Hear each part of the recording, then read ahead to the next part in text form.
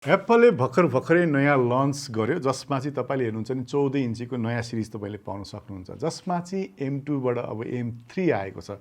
हामीले एक्सपेक्ट गरेका थियौँ 14 इन्चीमा चाहिँ M3 प्रो मात्रै आउँछ होला भने तर M3 बेसिक सिरिज पनि अब 14 इन्चीमा आएको छ।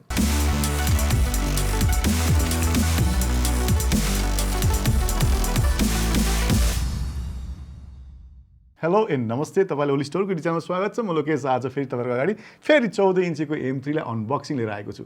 आज खुसी कुरो पनि छ किनभने हामीले चाहिँ 14 इन्चीको ठुलो साइजको कम्प्युटर देख्ने भएका छौँ जुन चाहिँ M3 मा। तर योभन्दा अगाडि हामीले 13.6 को लागि हामीले 14 इन्ची भने पनि हुन्थ्यो या 13 इन्ची भने पनि हुन्थ्यो।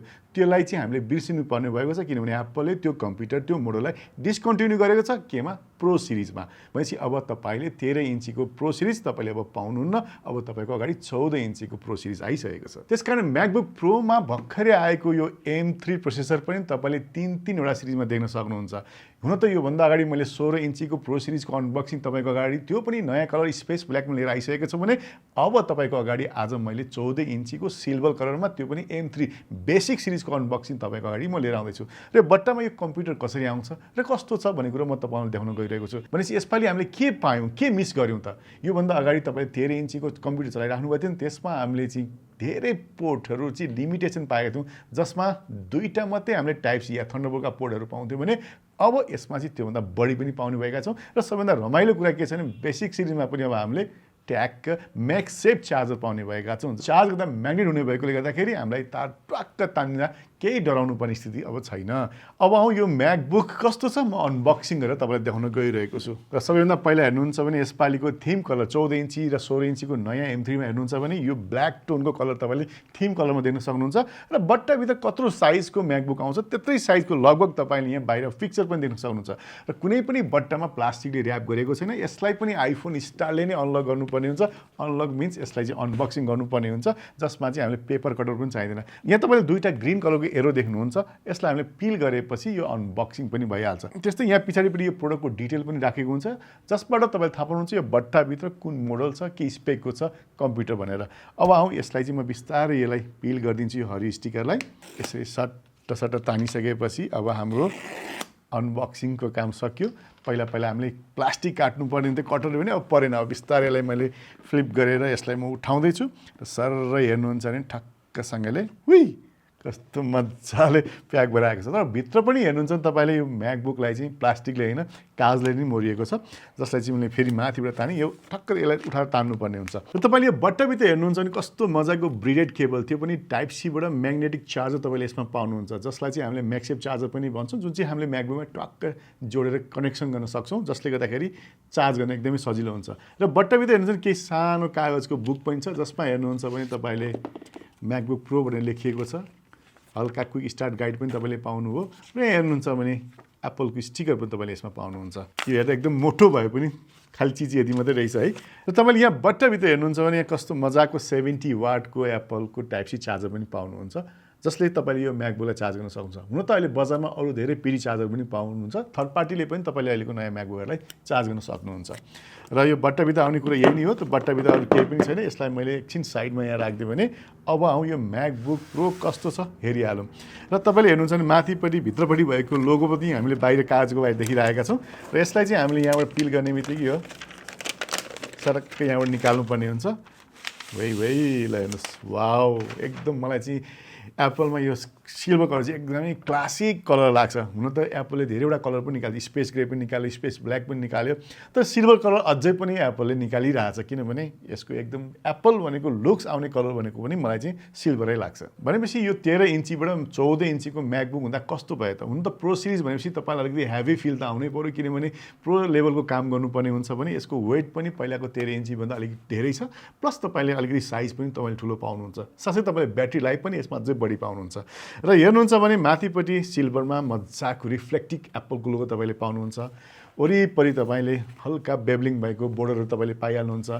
यहाँ अलिकति नोच कट आउट छ जसले गर्दाखेरि हामीले स्क्रिन खोल्न सजिलो हुन्छ र यो साइडमा हुन्छ तपाईँले पहिला पाउने म्याकबुकमा जस्तै दुईटा पोर्ट तपाईँले पाउनुहुन्छ भने त्यस्तै अडियो आउटको लागि हेडफोन ज्याकको पोइन्ट पनि तपाईँले यहाँ पाउनुहुन्छ। यहाँ हुन्छ हाम्रो म्याग्नेटिक कनेक्टर म्याक्सेप कनेक्टर तपाईँले यहाँ पाउनुहुन्छ जसले गर्दा यो ल्यापटपलाई चार्ज गर्न सक्नुहुन्छ। यदि तपाईँसँग यो कनेक्टर छैन या ट्राभलमा हुनुहुन्छ भने कसैको टाइप सी केबलबाट पनि यो म्याकबुकलाई चार्ज गर्न सक्नुहुन्छ।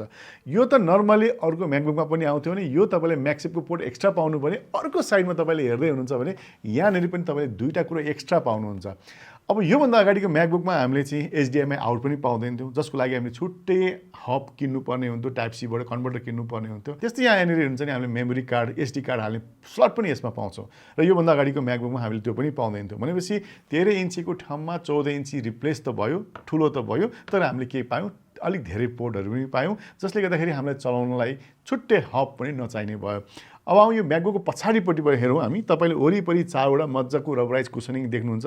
त्यस्तै इचिङ गरेर मजाले म्याकबुक प्रो भनेर लेखिएको छ भने प्रोडक्टको डिटेल सिरियल नम्बर चाहिँ यहाँनिर राखिएको छ र यो म्याकबुकको स्क्रिनमा तपाईँले 14 इन्चीको रेटिना डिस्प्ले त्यो पनि XDR पाउनुहुन्छ र यसबाट आउने डिस्प्लेको क्वालिटी पनि असाध्यै मजाको हुन्छ भने यहाँ तपाईँले हेर्नुहुन्छ भने सानो कागज पनि छ यहाँनिर, त्यसलाई निकाल्दियो भने यो अन गर्ने बित्तिकै तपाईँले धेरैवटा ल्याङ्ग्वेजमा हेलो निहाओ जस्तै तपाईँले नमस्ते पनि यसमा दिन सक्नुहुन्छ। र बेसिक सिरिजको म्याकबुक प्रो 14 इन्चीमा तपाईँले अब कुनै पनि किसिमको टच बार तपाईँले देख्न सक्नुहुन्न। यसमा माथिपट्टि तपाईँले टच आइडी सेन्सर तपाईँले पाउँछ जसैबाट हामीले यसलाई पावर अन र पावर अफ पनि गर्न सक्छौँ। र यो किबोर्डको कुरा गर्नुपर्दा तपाईँले यसमा ब्याकलिट म्याजिक किबोर्ड तपाईँले यसमा पाउनुहुन्छ जुन अरू म्याकबुकमा पाउने जस्तै एक्ज्याक्टली सेम किबोर्ड नै तपाईँले पनि यसमा पाउनुहुन्छ। बेसिक सिरिजमा M3 मा 8 कोर CPU, 10 कोर GPU र 16 कोर न्युरल इन्जिन तपाईँले पाउनुहुन्छ भने जसमा तपाईँले 8 GB ऱ्यामबाट तपाईँले सुरु हुन्छ।